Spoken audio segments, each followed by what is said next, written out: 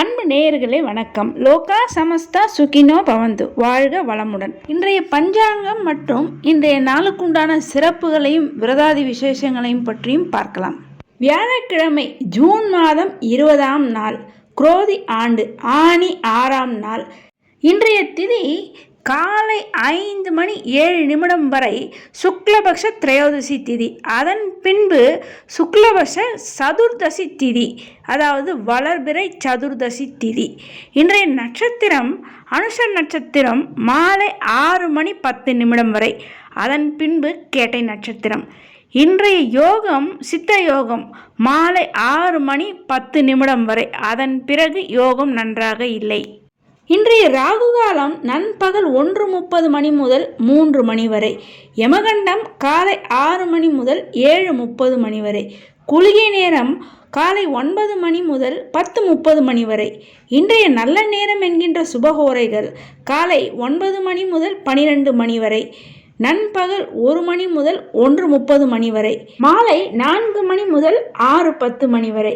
இன்றைய கிரக நிலவரம்: மேஷத்தில் செவ்வாய், ரிஷபத்தில் குரு, மிதுனத்தில் சூரியன், புதன், சுக்கிரன், கன்னியில் கேது, விருச்சிகத்தில் சந்திரன், கும்பத்தில் சனி, மீனத்தில் ராகு. இனி இன்றைய நாளுக்குண்டான சிறப்புகளையும் விசேஷங்களையும் பற்றி பார்ப்போம். இன்று கரிநாள் காலை 7:05 வரை தான் உள்ளது. எனவே அதன் பிறகு கரிநாளுக்கு உண்டான தோஷம் கிடையாது. இன்றைய சிறப்பு: இன்று நரசிம்ம சதுர்தசி, அதாவது மாதம் வரக்கூடிய வளர்பிறை சதுர்தசி திதி.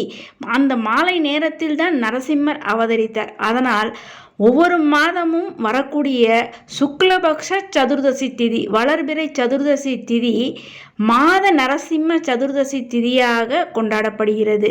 எப்படி சிவராத்திரி மாதம் விரதமிருந்து நாம் வழிபாடு செய்வோமோ, அதே போல மாதம் வருகின்ற வளர்பிறை சதுர்தசி திதி அன்று மாத நரசிம்ம சதுர்தசி தினமாக நாம் வழிபாடு செய்ய வேண்டும். அவ்வாறு ஒவ்வொரு மாதமும் வரக்கூடிய மாத நரசிம்ம சதுர்தசி தினத்தன்று விரதமிருந்து நரசிம்ம பகவானை மனதார நினைத்து வழிபாடு செய்ய பயம் என்பது நீங்கும். கடன், தீராத கடன், எப்பேற்பட்ட கடனாக இருந்தாலும் அந்த கடன்கள் அனைத்தும் தீர்வதற்கு உண்டான வழி என்பது உடனடியாக அந்த நரசிம்ம பகவான் அருள் புரிவார். நோய் எத்தகைய நோய்களாக இருந்தாலும், தீராத நோய்களாக இருந்தாலும் அவை அனைத்தும் உடனே தீர்ந்து போகும்.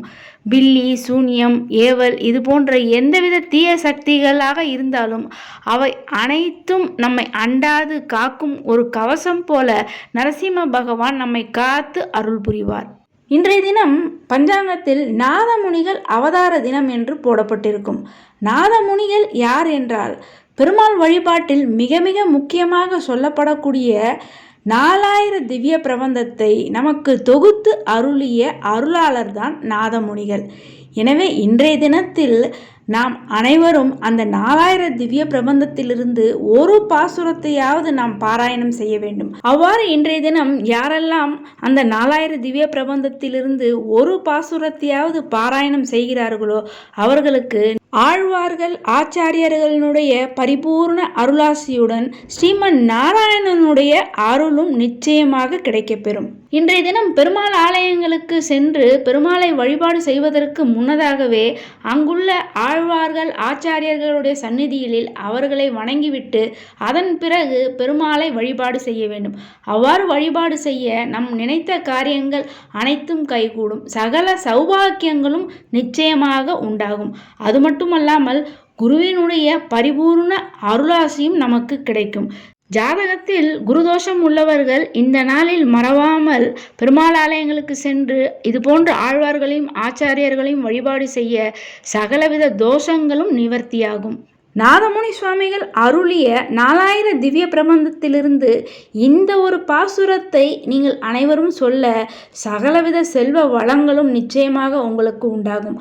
அந்த பாசுரமானது: குலம் தரும் செல்வம் தந்திடும் அடியார் படுதுயர் ஆயின வெல்லாம், நிலந்தரஞ் செய்யும் நீல் விசும் வருளும் அருளோடு பெருநிலம் அளிக்கும், வளம் தரும் மற்றும் தந்திடும் பெற்ற தாயினும் ஆயின செய்யும், நலம் தரும் சொல்லை நான் கண்டு கொண்டேன் நாராயணா என்னும் நாமம்.